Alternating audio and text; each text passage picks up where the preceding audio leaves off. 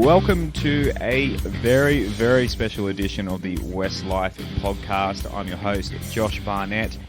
Give us a follow on the socials at WestsLife Pod on Twitter and Instagram, facebook.com/WestsLife. And if you want to support the show, patreon.com/WestsLife as well. So obviously on the show today, as well as my esteemed colleague, Robbie Farah, we have none other than club legend, arguably the heart and soul, well, not arguably, he is the heart and soul of the West Tigers franchise. We have Robbie Farah on the show, and Rob, it's a hell of a chat. I was sitting there stunned about how open and how much fun Robbie Farah was. Yeah, well, he's that sort of guy. He's a man's man. He didn't hold back. It was all positive. I'm sure the listeners are going to love the chat, and to be honest, I think it went better than I'd even envisaged it could ever go. So, no, really glad to finally get him on the show, and I'm sure he'll be back in the future. And he talks plenty about the incoming season. Of course, he's the trainer, blue shirting for the West Tigers, and at training a couple of times a week. And as we head into this the season, this show's kicking into gear, and we have a pretty cool announcement that Wests Ashfield, who obviously, major sponsors and pretty much owners of the West Tigers, are coming on board as sponsors of the show this year. It's a relationship that it's very exciting. It's obviously going to help grow the show, and to get this close to the club itself. From humble beginnings, Rob, I started this podcast saying,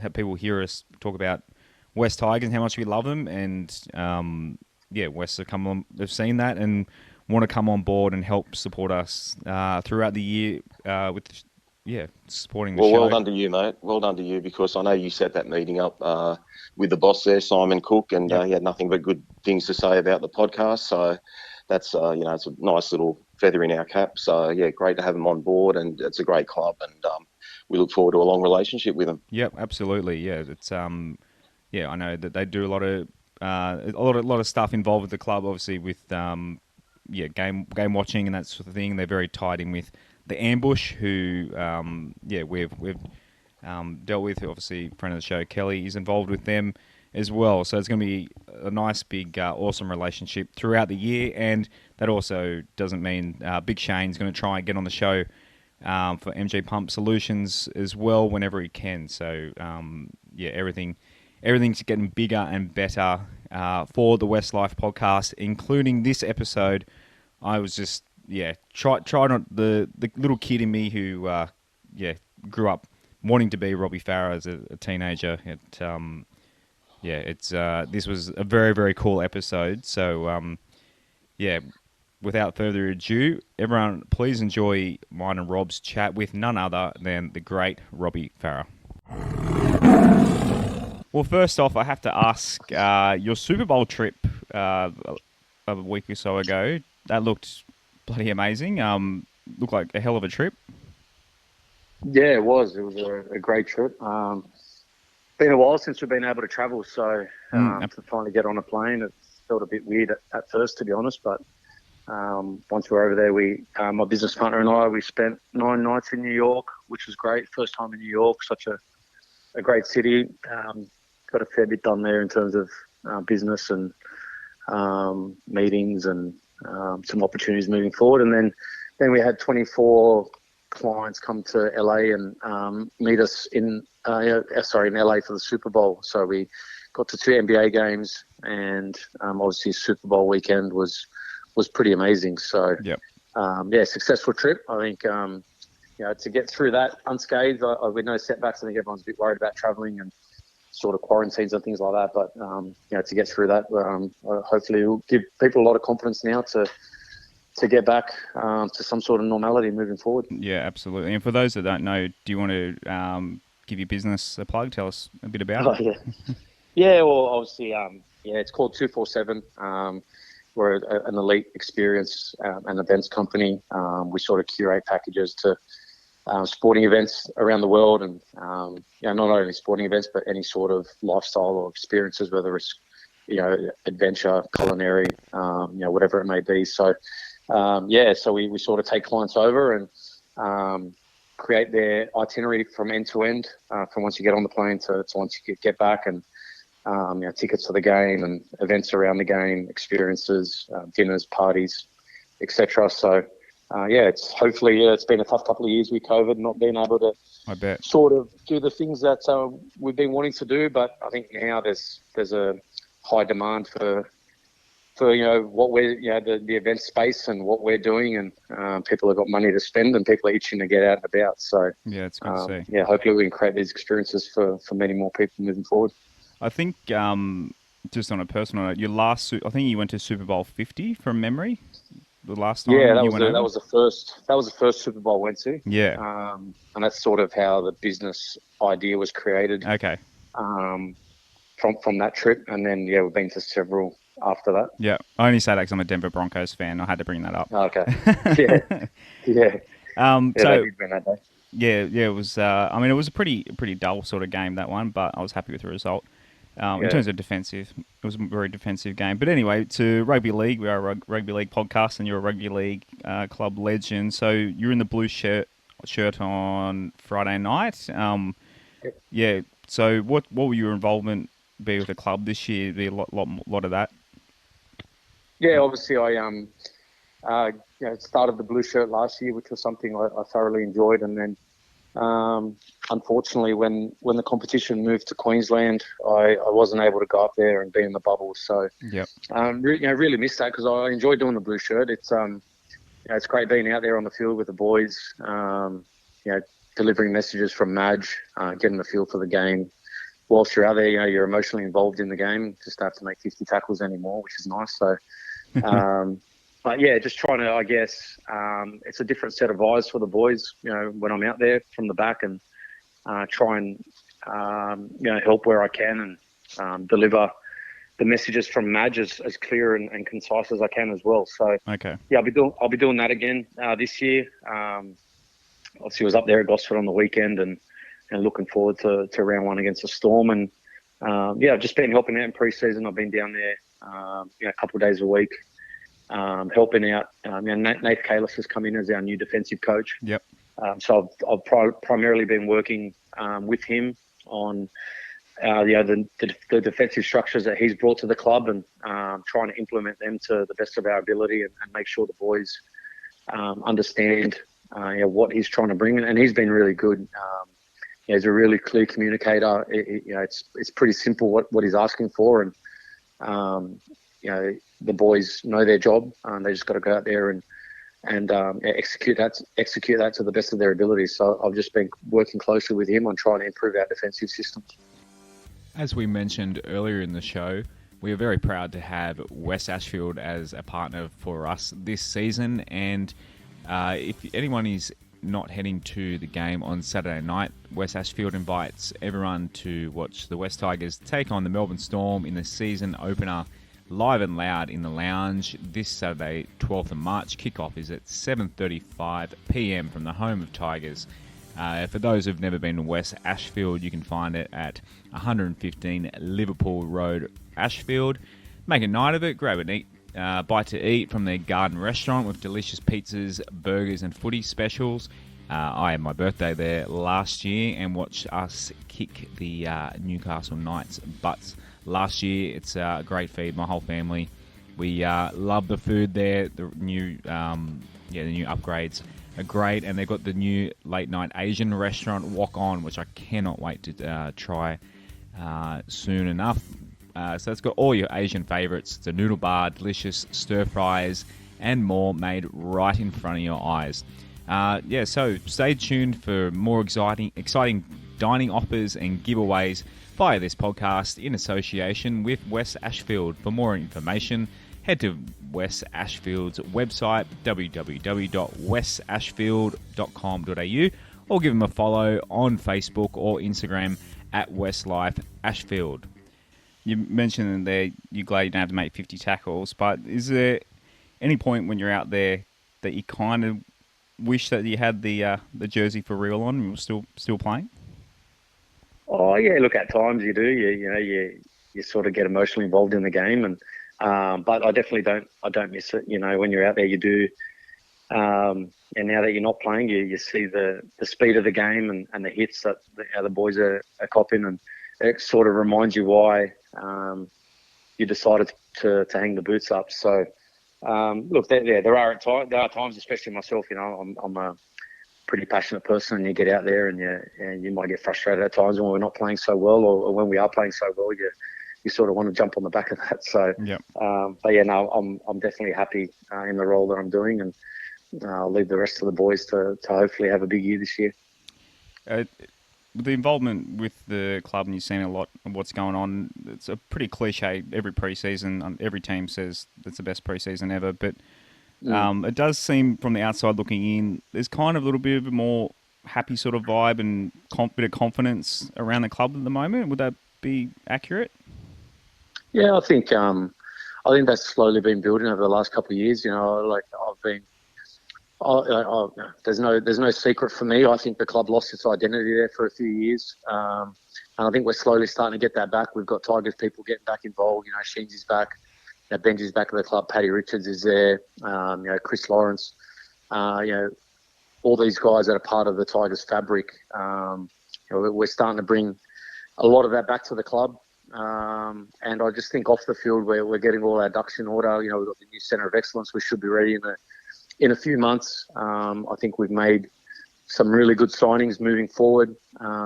Next year with Appy and Isaiah Papali'i coming on board, we've got some good young kids that have really we saw their development last year. Guys like Stefano, Dane Laurie, Sean Bloor, who unfortunately is going to miss this whole season with a knee. Adam Dewey as well, who I thought he became a leader last year. We're hoping to have him back halfway through the year. So there's a lot of positive signs at the club.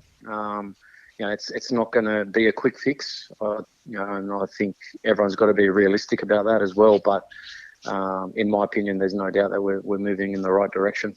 You mentioned Shenzi in there. Has it been great to reunite with him, and also, like how much involvement has he had since he's got back in Australia? Yeah, look, it's great. Like I said, Shenzi's part of the fabric of the club. He's our premiership winning coach, the only premiership we've won, and he brings a wealth of knowledge. And he's got an aura about him too, Shenzi. He's got a lot of respect in the game. So to have him back at the club, I think it's awesome for us. He really hasn't been on the field in terms of training and things like that. You sort of see him popping around in the background, but his job at the moment, I think, has been in terms of the recruitment, the pathways, and the development of our juniors. And I think that's, we're making big strides there as a club. Really, putting a lot of work into our pathways. We've got a really big junior base out west and in Balmain, and we've got to make sure that we're holding on to the best players that are coming through, and making sure they grow up wanting to play for the Tigers, like I did, and like Benji did, and Bryce Gibbs, Liam Fulton, and Dean Hallington, and all these guys. Like for us, we not only want to play first grade, we want to play first grade for the Tigers, and I think we've got to get that back in the club too, where our local juniors dream about growing up to pull on the black and gold jersey, or black, gold and white jersey, and play their careers at the Tigers. We've seen too many Tigers juniors go on to other clubs and further their career, where really it's they should be doing it in our colours. So I've got a few questions. So we actually have a few Patreon subscribers that chuck us a couple of bucks every month, and they've asked me to ask a couple of questions. Justin has asked, who is the best player that you've seen that for one reason or another didn't play NRL? It's a very random one, but so maybe a guy that didn't quite play NRL that you remember seeing across your career. Oh, jeez. That's a tough one. Name one of your mates, Robbie. You were a decent footballer back in the day, weren't you, Rob? I wish. When I was asleep. Mate, I'm not too sure, to be honest. It's a tough question, Justin. It's a tough question. Obviously, I've played a lot of players. I think, I'm not sure. Like, for me, when I think of players that sort of should have had a great career and didn't, one particular name comes to mind. That's Simon Dwyer. That's a great answer. Simon for me, breaks my heart every time I see him at the club with his arm in a sling. He came through as a young kid, and you knew from day one that he was something special. Yeah. Played City Origin with him, and he was destined. He would have played for New South Wales. He would have played for Australia. I have no doubt about that. Yeah. He would have had a really long career playing for the Tigers. So, when you talk about players that should have had a really good career in the NRL that didn't, he's one that comes to mind. Yeah. He's got a follow-up question that's much easier. So someone that's in the West Tigers system at the moment that necessarily hasn't made their debut yet that you're tipping is going to be the next big thing? There's a few good young kids coming through the grades. Obviously, I think we've got a little glimpse of Rua through the trials. Who everyone's calling him the mini cheese. He's sort of got the same body type as Brandon Smith, and he's still got a lot to learn. But he's a tough kid. He works hard. There's also a couple of young forwards, Fanua Pole, who I think's got a big future, and I can't pronounce his surname for the life of me. Young Justin, who is part of the junior system as well. You guys might know how to pronounce his surname. Oh, Rob and I are terrible at pronouncing. Okay. Yeah, so we're not great. So I'll sorry, his surname off the top of my head. I can't for the life of me say it. But he's if anyone that's seen the juniors at West. He's, from what I've seen in pre-season, he's a really good kid. He's got great ball skills. He's got a good build on him. I think he's definitely one to keep an eye on for the future. You mentioned Rua in there, Dane. So he's asked you about Rua. Obviously, the hooker link is there. He says, do you reckon you kind of already answered this, but is he NRL ready? If not, what does he need to work on? Yeah, look, it's tough. He's still young. He's still got a lot to learn. Is he NRL ready? At this stage, probably not. To be honest, you could throw him in there for a game or two, but he still needs a lot of development. And the thing with these young boys coming through is people need to remember the last 2 years they haven't really played much football because of COVID, and all the lower grades have been sort of abandoned because of COVID. So that's really hindered their development over the last couple of years, and he needs to play consistent footy against men and really develop his game. And he's got all the attributes there. He's still got to learn his craft as a hooker and keep developing that. But in terms of his attitude, his toughness and his willingness to work, I think he can make a good fist of it. Robbie, with the recent injury to Jacob Little, obviously Jake looks like he's going to start, Jakey Simpkin. Would you assume that Peachy will take that backup role on the bench as a second hooker, or will we play Jake Simpkin for 80 minutes? I don't think Jake can play 80, probably for a couple of reasons at the moment. Well, one, I think the game's too fast in general. I think most teams, you need to have a backup hooker option. I think to ask your hooker these days to play 80 minutes week in, week out is a tough ask. So, been chatting to Madge about whether we play two hookers or you have that utility on the bench like a Peachy that can fill in for a little bit and give those boys a rest. So obviously the fact that Lidsey looks like he might miss round one makes things quite difficult. Whether and Jakey's coming off a shoulder reco too, so he probably needs a bit of a run. I think last week in the trial he had about 20 or 25 odd minutes and he blew out pretty quickly out there, which was to be expected. So he needs to build up his fitness levels. But that's a decision for Madge whether you got Peachy there that can cover 13 and 9. Whether young Rua gets thrown in the deep end in round one, I'm not too sure. But I think they're the discussions that'll be had over the next week or so. Yeah, fair enough. You mentioned there, obviously, New South Wales Cup and flag in the lower grades getting cancelled last year. Do you think that obviously every team's in the same boat, but as a team like ours that has a lot of guys developing and coming through, it was like a bit more like our New South Wales Cup side was basically top of the table when the comp started. So they were doing, not only were they doing really well, but it was also something, there's a lot of guys that kind of really needed a run, that either to get back from injury or develop their game for incoming years. Do you think that affected our club more than most others? Oh, look, I think it affected everyone right across the board, to be honest. As I said, it's quite hard as an 18, 19-year-old where, you're not getting that. One, you're not getting the match fitness. Two, you're not getting, the experience of playing against grown men in New South Wales Cup and learning your trade. It's like it's like when I'm trying to relate it to cricket where, you get someone and he just scores 1,000,000 runs in Sheffield Shield and he's almost demanding to get picked for the test side. And it's similar here. You can train all you want, but until you get out there in the lower grades and you get players that through New South Wales Cup and they just perform week in, week out, and they almost they're just you can't not pick them. And I think that's what separates. That's when you've got a really good first grader when you got guys that go back to New South Wales Cup and perform week in, week out, and they just show that they're better than that level. So I think right across the board for those guys that are 18, 19, coming out of Jersey Flegg, not being able to get that experience and really develop and mature their game. I think it's really been tough for everyone at that age and for those clubs trying to develop their juniors and bring them through to be at a first grade standard.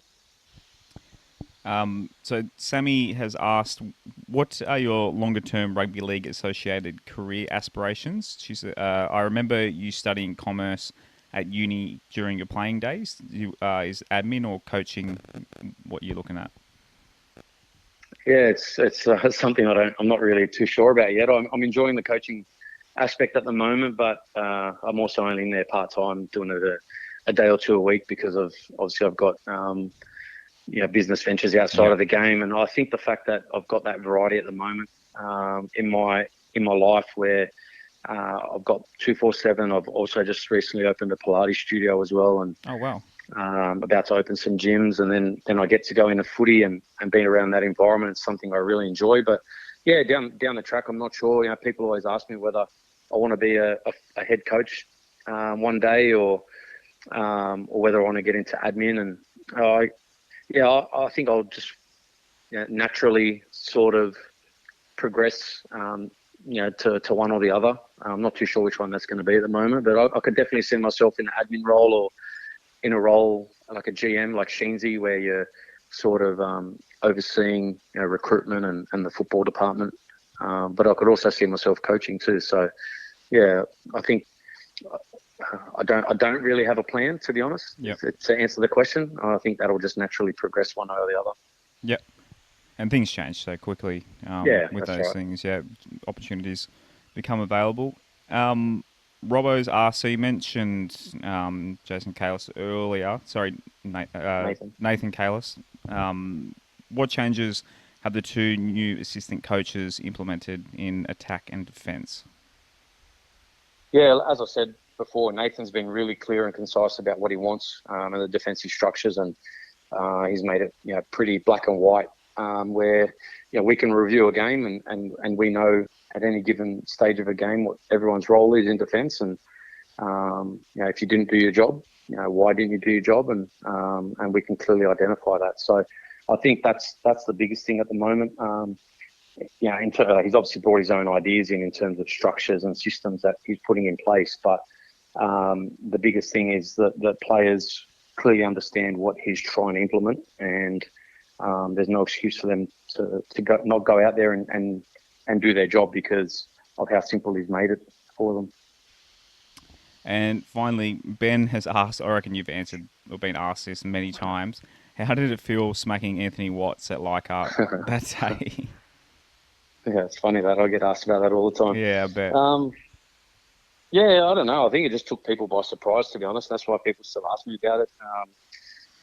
I think at that stage of my career, I think it was 2009, and I was always seen as a sort of attacking player. Wasn't really renowned for toughness or my defence or anything at that stage of my career. And he put one on me in the scrum, and for no real reason at all. And then I just clearly remember just telling him I'm going to get him back in the next scrum because the ref at the time didn't do anything about it. And Bryce Gibbs offered to get him for me, and I just said no. I said he's mine. So you just make sure you hold their front rowers so they don't hold me back. And so then I got him back in the next scrum. And I think the biggest thing I remember about that game was we'd started really slow. I think we were losing 8-0 at the time, and that really brought us to life. We both got put in the bin for 10, but came back on and we ended up winning by 30-odd points. And Royce Simmons gave me our man of the match just for decking him. So, so I think, I think it was a bit of that Tiger spirit. I think Leichhardt Oval, and if I didn't hit him back and stand up for myself, I think, it wouldn't have been worth my grain of salt, to be honest. Your audacity to do it at a packed Leichhardt Oval, like, that's one thing. Me or him? Him. Like, to do it, to do it at, like, it's your house. Like, to do it, like, the crowd, obviously, as you said, it fired up the crowd and probably, like, it sparked the momentum the other way. But just the audacity that he can take on you at the spiritual home of a packed crowd. It's big mistake on his part. I don't think he's the sharpest tool in the shed, to be honest. I think history sort of tells you that. But as I said, I don't know why at the time. I honestly didn't do anything to him for him to hit me. I didn't even know he would hit me until I saw because we'd scored off the scrum. So I think Benji scored in the corner, which gave me time to look up at the replay and see what had happened. And then, I remember Shane Hayne didn't send him to the bin, and I said, okay, well, if you're not going to do something about it, I will. And I did. It seems like you got a pretty good memory, unless that game in particular stuck. Like, how like Glenn McGrath can remember every single wicket that he ever took. Like, can you remember? Do you feel like you can remember games individually pretty well? Yeah, I'm a bit of a footy head like that. I remember games and certain moments in games, and through my career and through our career as a club, and I'm pretty good like that, I think. Yeah. Don't test me, but no. I just thought of that then, like, just how, like, you're describing, because a lot of elite athletes don't necessarily, they do it either for, like, money or they're not quite a purist of the game. They just have a pure talent sort of thing. So to be able to recall something 13 years ago that well, it's but it was a pretty memorable day, definitely, both obviously for you and West Tigers fans, obviously, why we get asked about it all the time as well. So to finish off, we'll do some non-footy questions. So I asked Sean Bloor and Adam the same questions. So your favourite food or meal? Ooh, I love my food. It's hard to pick one. Lebanese dish. I'm Lebanese. My favourite Lebanese dish is a dish called kusa, which is like stuffed zucchinis. So it was my favourite dish my mum used to make for me, and my sister, my auntie still make it for me today. But if I had to choose a meal, probably a big, like, pre-game or post-game meal is a big pasta schnitzel combo. So like chicken schnitzel with a spaghetti bowl on the side. Always a bit of garlic bread too. Beautiful. Your favourite? Can't eat that anymore, but... Yeah, I guess when you're not training as hard. Is that hard coming, like, obviously from... you see a lot of swimmers put on a lot of weight after they retire, and footy players a little bit too, because you're obviously not burning as many calories. Is it hard to you're obviously still really good shape, but you see some footballers that get post-career and the diet stays the same, the training doesn't? Yeah, it's funny, when I retired, I thought I'd let myself go a bit, but I did that for a few months, but then I just woke up one morning and was sort of clicked my fingers to what am I doing to myself. When you live a certain lifestyle for so long, where you're pushing your body to its limits, and you almost crave that feeling of really training hard, and I still do that today. I trained earlier today, almost made myself vomit, to be honest. Yeah, but, right. And it's almost, I think deep down a part of you wants you still want to know that you still got it, like you can still push yourself that hard. But yeah, I enjoy keeping fit and training. As I said, I've opened a Pilates studio. Yep. Opening some gyms. So do you want to give them a plug? That health and lifestyle has been part of my life for a long time, and will continue to be. I don't think I could ever let myself go, to be honest. You mentioned the gym and the Pilates studios. Do you want to give them a plug, or are they Oh, the Pilates studios in Concord. It's called KX Pilates. It's a franchise. So we've been open for about 3 months. That's been going really well. And then the gym's another franchise called BFT. So our first one will be open in 5 Dock. We're hoping by the end of April, and then there'll be 2 more, hopefully by the end of the year as well. Beautiful. Which we haven't decided where they'll be yet. But okay. In terms of the training, but it's something that's part of my life. I still train every day. Yep. Probably train more now than when I played because you're obviously not as sore from making 50 or 60 tackles on the weekend. Yep. So you can go for a run or do whatever, and then the next day you feel fine. Yep. Favorite restaurant? So kind of similar to the last question, but is there a restaurant in particular that you like going to? Yeah. Oh, yeah. For me, probably Rockpool. That's probably my favourite in Sydney. Always a great meal. And China Doll, if we're talking Asian. Yep. And then good old Italian, probably Grappa. I'll give Grappa That's a plug. Adam said the same thing, yeah. Yeah, well, Adam lives there, so. Yeah, no, that's always a good local feed. Favorite movie? Favorite movie? I'm a bit of I love my comedies. I'm a bit of a Will Ferrell fan. Oh, talking my Vince language. Vaughn, yeah. So, Anchorman was one of my favourite movies. I actually named my dog Baxter. Oh, nice. Ron Burgundy's dog, yep. Baxter. Wedding Crashers, all those stupid comedies that they make. Yep. Step Brothers, Blades of Glory, Semi-Pro, all of them. So yeah, I love them all. Yeah, I could probably quote you talking about memories about footy. When it comes to movie lines, I think I'd play for Australia in quoting movie lines. I reckon I could almost take your Will Ferrell quotes. I'm the same. Yeah. I love Step Brothers. Yeah, all those movies, got them all on DVD, watching 1,000 times. Plus Adam Sandler movies, the old school ones as well. Yeah, he's got some good ones. He's got some shit ones too, but he's got some good ones. Favorite TV show? Seinfeld, hands down. Oh, greatest show ever made. I still watch it every day. Yeah, I literally just finished because growing up in the 90s as a kid, they used to be on at 7 o'clock every night, Channel 10. So I caught them across my life. I caught Seinfeld episodes here and there, but I only just recently finished watching all 9 seasons chronologically. Yeah. It's a fantastic show. Yeah, I was in New York. I had to go get a photo in front of the Seinfeld restaurant, so I did the touristy thing. So how good? Yeah, no, I'm obsessed with Seinfeld.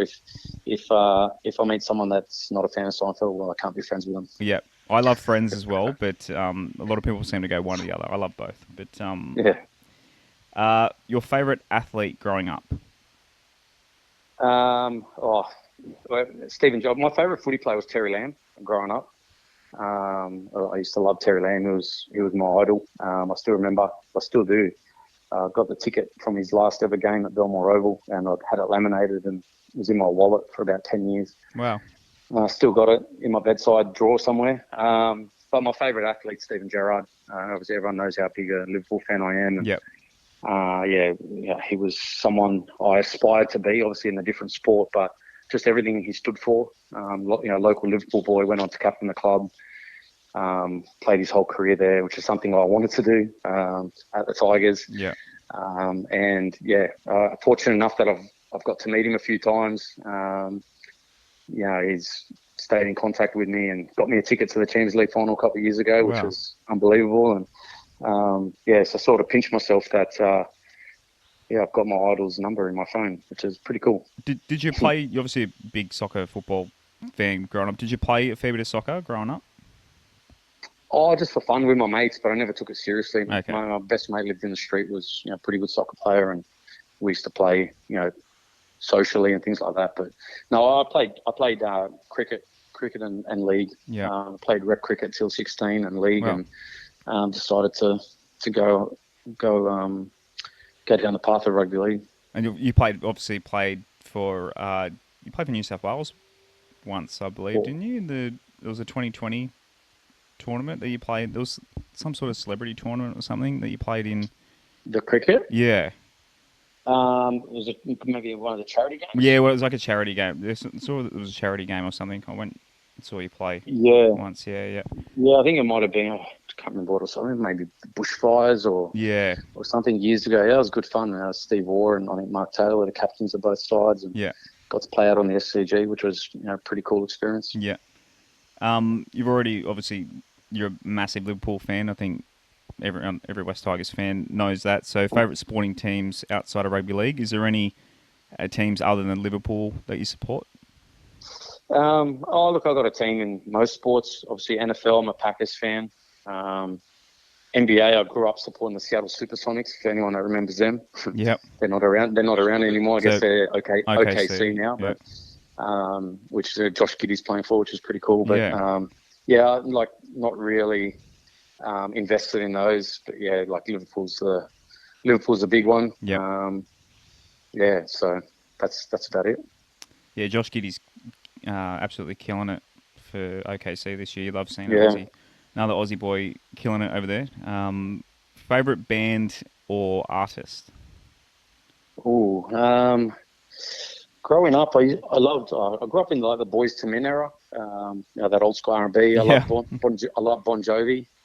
Got to sign Bon Jovi. I got to meet Bon Jovi one time. I gave him a West Tigers jersey. I don't know if you remember that. I do remember that. Shouts to friend of the show, Kelly, goes to like every Bon Jovi, massive West Tigers fan and massive Bon Jovi fan, so you just made her day saying that. Yeah, well, Wayne Cousins, who was our media manager at the Tigers for a long time, he organised a meet and greet with him. And when they had a concert out at the Sydney Football Stadium here in Sydney, and got to meet him backstage, and we gave him a Tigers jersey and got a photo. I'm sure if you Google it, you'll find a photo online somewhere. And it was pretty cool. I love, as I said, I love Coldplay. That sort of stuff at the moment. It was pretty low. You spoke about Super Bowl 50 in San Fran. That halftime show was Coldplay, Bruno Mars and Beyonce, which was pretty awesome. I know everyone raves on about this year's halftime show, but for me, that one beats it. Yeah, right. All right, the game beats it for me, just to reiterate that the Denver Broncos won that one. Last question. So this question's favourite thing to do outside of footy. Obviously, you've got plenty of time outside of footy at the moment, but what's your favourite thing to do non-footy related?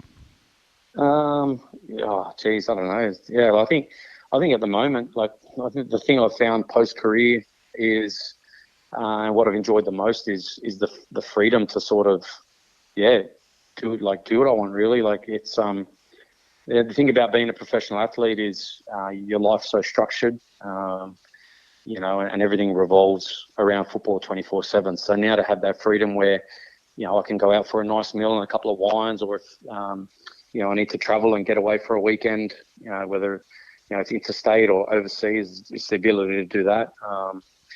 I'm not much of a golfer. I try to get into golf, but I don't think I've got the patience for it, to be honest. A bit too slow for me. But yeah, mate, just the normal things, really. Just getting to enjoy that time with my mates and travel and do all those things that I probably never had the opportunity to do as much when I played. I'm sure Rob can help you with golf swing. You got a pretty good swing, don't you, Rob? You tell me. Yeah, but I enjoy tennis more than golf. So yeah, Rob and I have had a hit of tennis. We used to do it quite regularly, but not so much at the moment. We should get back into it, Rob, to be honest. We will get back into it, mate. After the wedding, we will get into it. We've got to get you back into shape, mate. I think last time we played, you tore a calf or something, didn't you? I did. I tore my calf after 15 minutes, and Rob gave up on me after that. So I haven't seen Robbie for about 5 months. You've slimmed down a lot, Rob, recently. I think I'm about 5 kilos away from giving him a run for his money again, but he kicks my ass every time I play now. So the challenge he's trimmed down because he's got a wedding to prepare for. The challenge will be after the wedding what he does. That's exactly right. You're a good man, Rob. We've got to keep that weight off here, mate. No, we will. Robbie, thank you so much for giving us the time and giving us a great chat. Ahead of the 2022 season, and hopefully it's a great one for the West Tigers, and we'll see you with the boys, the Premiership trophy at the end of the season. That'll be very nice. Hopefully it's a big year for us at the club, and for all the supporters, I hope they get to enjoy it. I know there's been a lot of negativity around the club in the last few years, but I think I just implore the fans to get on board and really support the boys. Everyone's trying hard and pulling in the right direction. I've got no doubt that there's some good times ahead in the near future. Absolutely. On you, Robbie. Thank you so much. No, you're welcome. Cheers, guys. Thanks. Thanks for listening to another episode of the WestsLife Podcast. As always, we are sponsored by Wests Ashfield Leagues Club and as well as MG Pump Solutions. If you could please subscribe if you'd love to hear us again. We're going to have episodes twice a week, every week this season, Mondays and Thursdays. So we're going to, as the season rolls in, be sure to catch us every week. And if you can, give us a like on the socials. So at WestsLife Pod on Instagram and Twitter. Search for WestsLife Podcast on Facebook. And if you'd like to take part in the show, patreon.com/WestsLife. It's just a couple of bucks a month to help grow the show. We'll see you again next time on the WestsLife Podcast.